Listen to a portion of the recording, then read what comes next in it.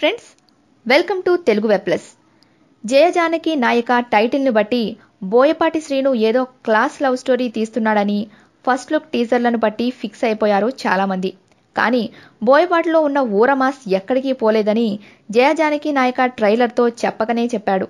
బెల్లంకొండ శ్రీనివాస్, రకుల్ ప్రీత్ సింగ్ హీరోయిన్లుగా నటిస్తున్న జయజానకి నాయక movie audio వేడుకలో భాగంగా ట్రైలర్ను వదిలారు చిత్ర యూనిట్. బోయపాటి సినిమాలంటే భారీ డైలాగులు, విలన్స్ ని ఉల్లిపాయలు తరిగినంత ఈజీగా తెగ నరికే సీన్లు, బీభత్సమైన హీరోయిజం ఇవన్నీ కామన్ గా కనిపిస్తాయి. ఇప్పుడు బెల్లంకొండతో మూవీ చేస్తూ ఫస్ట్ లుక్ ను ఇటీవల విడుదల చేయడంతో మనోడు పొరపాటున లవ్ స్టోరీని డీల్ చేస్తున్నాడా అనే డౌట్స్ తెగ వచ్చేశాయి. తాజా ట్రైలర్తో బోయపాటి తనలో మాస్ యాంగిల్ ఎక్కడికి పోలేదని, బెల్లంకొండతో కటౌట్ ని మించి భారీ డైలాగ్స్, విలన్స్ ని ఎగరేసి మరీ తన్నుతూ ఉన్న సీన్లతో జయజానకి నాయక ట్రైలర్ను విడుదల చేశారు. ఇక ఈ ట్రైలర్ విషయానికి వస్తే బోయపాటి యాక్షన్ టేకింగ్ కామన్ గానే అదిరిపోయింది. రకుల్, ప్రజ్ఞ, క్యాథరిన్ గ్లామర్ షోతో ఆకట్టుకున్నట్టే కనిపిస్తుండగా మరోసారి దేవిశ్రీ ప్రసాద్ తన మ్యూజిక్ తో మ్యాజిక్ చేసే అద్భుతమైన బ్యాక్గ్రౌండ్ అందించారు.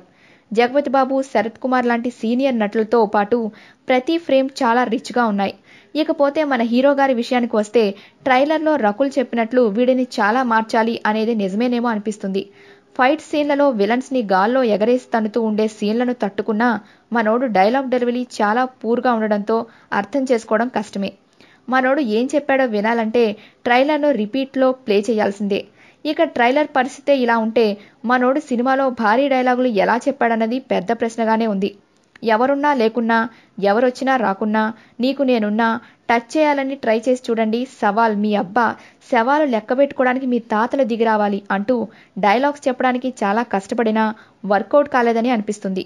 ఇక జయజానకి నాయక ట్రైలర్లో సరైనోడు, సింహ ఛాయలు కనిపిస్తున్నా మరి ఆ రేంజ్లో హిట్ కొడుతుందో లేదో తెలియాలంటే ఆగస్టు 11 వరకు ఆగాల్సిందే.